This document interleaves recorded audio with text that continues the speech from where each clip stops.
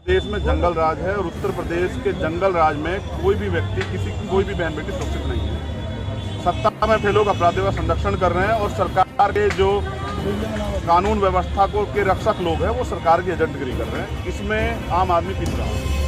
निर्भया के बाद भी लगातार इस तरीके की घटनाएं होती रही हैं। लगातार इस तरीके के जो केसेज हैं हमारे सामने आए। क्या आपको डर नहीं है? कानून अगर सख्त होता और ऐसे मामलों पे त्वरित कार्रवाई और ठोस कार्रवाई की जाती तो मुझे लगता है कि अपराधियों में डर बैठता। गाँव के लोग ये कहते हैं कि ये हमारे सबको ट्वीट करने का अधिकार सबको है, लोकतंत्र है। लेकिन 14 दिन से अलीगढ़ जैसे जिले के अस्पताल में तो बच्चे सुरक्षित थे, लेकिन हायर सेंटर दिल्ली आके वो एक रात नहीं खेल पाई। ये मौत नहीं, हत्या है और ये साजिश है पूरी। इसके पीछे वेल प्लान है। यहाँ जो पुलिस सुरक्षा नहीं थी वो चली जाती है। इसकी पूरी जांच होनी चाहिए। अगर न्याय के लिए पीड़ितों में संतुष्टि नहीं होगी तो ऐसे न्याय का कोई फायदा नहीं। आप लोग सड़क पे उतरेंगे? बिल्कुल उतरेंगे। इस घटना की सीबीआई जांच होनी चाहिए और अपराधियों को फांसी होनी चाहिए। अगर नहीं होगी तो अगर मुख्यमंत्री इस पर ठोस कदम उठाते तो हम लोग में बैठे लोगों के खिलाफ सड़क आने के तैयार, न्याय के लिए सड़क आने।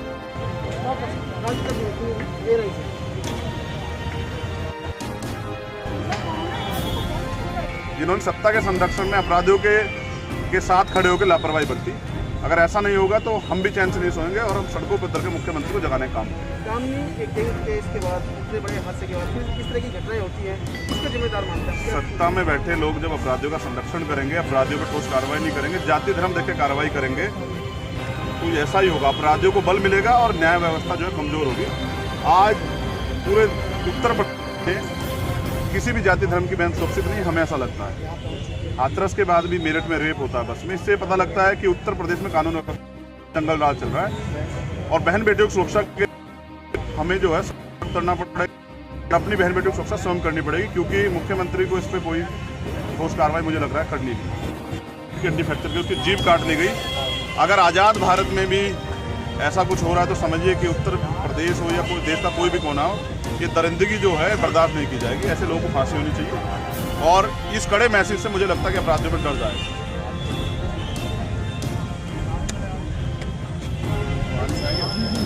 पानी यहीं से ले लेना, काम ले लो भाई।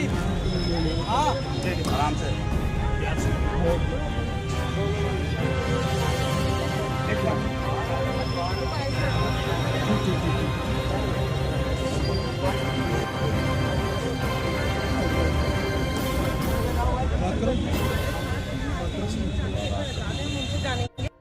जानना चाहूंगी, एक बेटी ने हैवानियत के चलते फिर से अपनी जान गंवा दी, इसको किस तरीके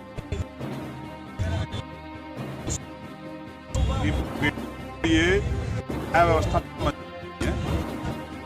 को सत्ता का संरक्षण अपराध करते हुए नहीं डर रहे। अगर ठोस कार्रवाई पहले से होने लग जाती, जब से निर्भया मामला हुआ था, तो मुझे लगता है कि अपराधियों में इसका डर जाता है। अगर ऐसी हैवानियत हो रही है और उसमें सरकार द्वारा, प्रशासन द्वारा लिपापोती की जा रही है, कोई ठोस कार्रवाई नहीं की जा रही है, तो इससे अपराध बढ़ेगा, कम नहीं होगा। ये वही देश है जहाँ दलितों के चुनाव के समय पैर धो जाते हैं और जब दलित बच्चों के साथ ये होता है तो ना प्रधानमंत्री उसका संज्ञान लेते हैं ना मुख्यमंत्री उसका संज्ञान लेते हैं। ये देश है, ये वही प्रदेश है उत्तर प्रदेश जहाँ पर जो है दलितों से तमाम तरह के वादे किए जाते हैं, उनको हिंदू हिंदू बताया जाता है, उनसे हिंदू एकता के चुनाव के बाद जो है जब दलितों के बच्चों के साथ ऐसा होता है तो ना कोई हिंदू संगठन सामने आता है। और मैं आज सवाल करता हूँ महिला आयोग से, वो क्या वो जाति देख के महिलाओं के साथ की आवाज़ उठाएंगी? मुझ पर फर्जी कार्रवाई की मांग करने वाली 14 दिन से जो है हमारी बहन रेखा शर्मा जी कहाँ है? एक ट्वीट नहीं हुआ, एक कोई कार्रवाई की। इसकी हालत नाजुक थी, ये बात मैंने कही थी। अगर वो उसका ट्रीटमेंट अच्छा हो रहा था तो रिकवर कर रही थी, तो फिर तो उसकी हालत नाजुक नहीं होनी चाहिए थी। मैंने उसकी हालत नाजुक देखी, इसलिए मुझे रोका जा रहा था मिलने से। उसकी हालत नाजुक थी तो उन्होंने उसको हायर सेंटर रेफर क्यों नहीं कराया? और जब पड़ा हायर सेंटर रेफर कराया तो एम्स क्यों नहीं, जिसमें दलित कर्मचारी कोरोना के समय में जो है सफाई का काम कर करके लोगों की जान बचा रहे थे, फिर उसको सफदरजंग क्यों लाया गया? और सफदरजंग अगर हायर सेंटर है तो एक ही रात बच्ची क्यों नहीं झेल पाई? ये राजनीतिक हत्या है, इसकी सीबीआई जांच होनी चाहिए। फांसी की उनको सख्त सजा होनी चाहिए। पीड़ित परिवार की आर्थिक मदद होनी चाहिए। और अब मुख्यमंत्री अगर इस पर चुप रहेंगे तो उत्तर प्रदेश की जनता चुप नहीं रहेगी। मुख्यमंत्री ना सोएंगे चैन से, ना उन्हें सोने देंगे, ना प्रशासन के ऐसे अधिकारी जो लिपापोती की उन पर भी कार्रवाई होनी चाहिए। नहीं होगी तो हम सड़कों पर उतर के इसका हिसाब एक के बाद एक इस तरीके से केसेस सामने आते जा रहे हैं? क्या लग रहा है कि चाह रही है कि बस एक बेटी अपनी जान देती जा रही है। देखिए, जब अपराधियों पे सख्त कार्रवाई नहीं होगी तो अपराधियों के हौसले बढ़ेंगे, कम नहीं होंगे। एक दूसरे को देख के जो है आदमी अपराध कर रहा है, उनको लग रहा है उन पे